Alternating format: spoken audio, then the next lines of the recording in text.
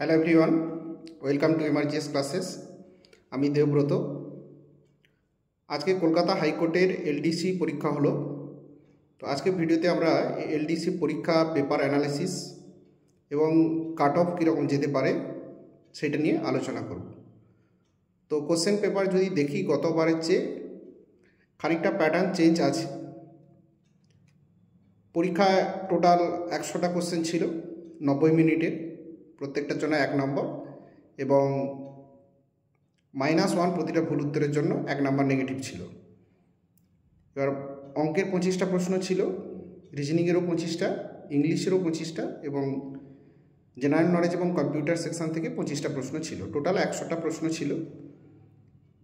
এবার আমরা যদি প্রশ্নটা দেখি, প্রত্যেকটা সেকশানে কিন্তু এবারে 25টা করে প্রশ্ন দিয়েছে, যেটা বিগত বছর যে পরীক্ষা 19 সালের যে পরীক্ষা, সেই পরীক্ষাগুলোতে কিন্তু এই জিনিসটা মেনটেন করা হয়নি। প্রত্যেকটাতেই 25টা করে প্রশ্ন এবারে দেওয়া হয়েছে। এবার অঙ্কের সেকশানটায় যদি আসি, অঙ্কে 25টা প্রশ্ন মোট ছিল। অঙ্কে অ্যারিথমেটিকের জায়গাটাতেই বেশি প্রশ্ন দিয়েছে, তবে নাম্বার সিস্টেমের যে জায়গাটা সেখানে কিন্তু অনেকগুলো বেশি প্রশ্ন দিয়েছে। যেমন নাম্বার সিস্টেমের টেলিং জিরোজ বা প্লেন নাম্বার, ফ্র্যাকশান, রিমাইন্ডার, এই সমস্ত জায়গাগুলো থেকে অনেকগুলো প্রশ্নই দিয়েছে। প্রায় 9টা প্রশ্ন কিন্তু শুধুমাত্র নাম্বার সিস্টেম থেকেই এসেছে। আচ্ছা, রেশিও থেকে 2টো প্রশ্ন দিয়েছে, একটা কয়েনের অঙ্ক ছিল যেটা ডিনোমিনেশনের অঙ্ক। পার্সেন্টেজ থেকে 2টো অঙ্ক ছিল, একটা পাস ফেলের অঙ্ক ছিল। প্রফিট লস থেকে একটা অঙ্ক ছিল। Simple interest, train, boat, partnership, প্রত্যেকটা থেকে একটা করে প্রশ্ন দিয়েছে।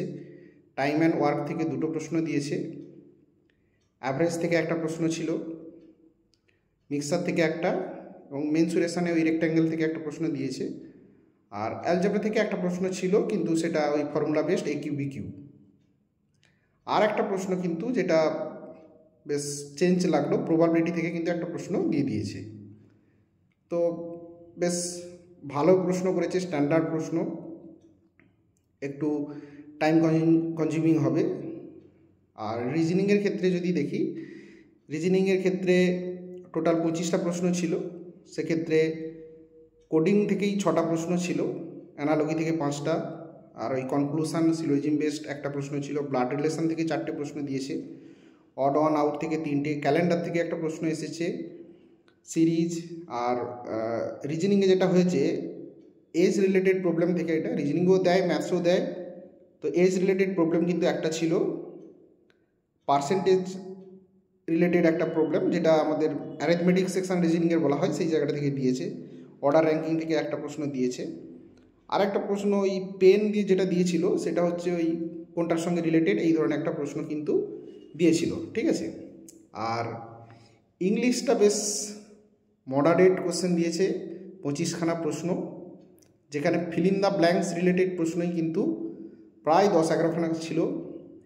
আর বাকি সমস্ত ছিল এরর কারেকশান ছিল, ভয়েস থেকে একটা প্রশ্ন দিয়েছে, আর মিসফেল্ড ওয়ার্ড 2টো ছিল। আবার অড ওয়ান আউট থেকে একটা প্রশ্ন দিয়েছে, যেটা রিজনিংয়ের হয়।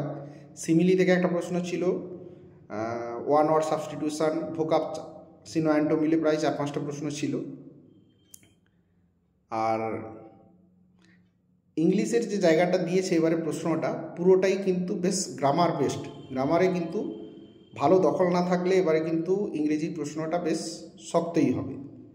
আর জিকে সেকশানে কিন্তু কারেন্ট অ্যাফেয়ার্স 2টো দিয়েছে, যেটা সবচেয়ে বেশি দিয়েছে সেটা কিন্তু কম্পিউটার সেকশান থেকেই দিয়েছে। কম্পিউটারের সেকশানটা পুরোটা কম্পিউটার টেকনোলজি রিলেটেড, 9খানা প্রশ্ন প্রায় শুধু কম্পিউটার থেকেই দিয়েছে 25টার মধ্যে।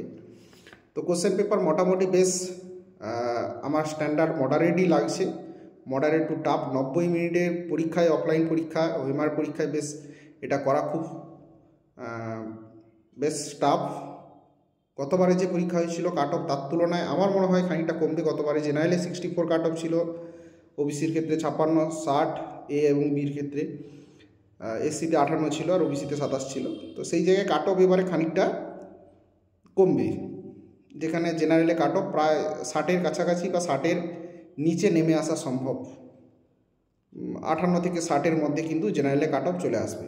ঠিক আছে। আর ওবিসির ক্ষেত্রে ওই 55 কাছাকাছি চলে আসবে। এসসির ক্ষেত্রে আর একটু কমবে, ঠিক আছে, 52-54। তো এইটা কিন্তু আজকের যে এলডিসির প্রশ্ন মোটামুটি বেশ শক্তই মনে হয়েছে, কারণ এক্ষেত্রে কাট অফ আরেকটা কমবে, কারণ নেগেটিভ করার জায়গা নেই, কারণ নেগেটিভ করতে গেলে -1 নেগেটিভ, 60-এর নিচে নেমে আসবে কাট অফ, আরও একটু নেমে আসতে পারে যেটা আমার মনে হচ্ছে, তবে 60-এর উপরে কাট অফ যাবে বলে আমার কিন্তু সেটা মনে হচ্ছে না, ঠিক আছে।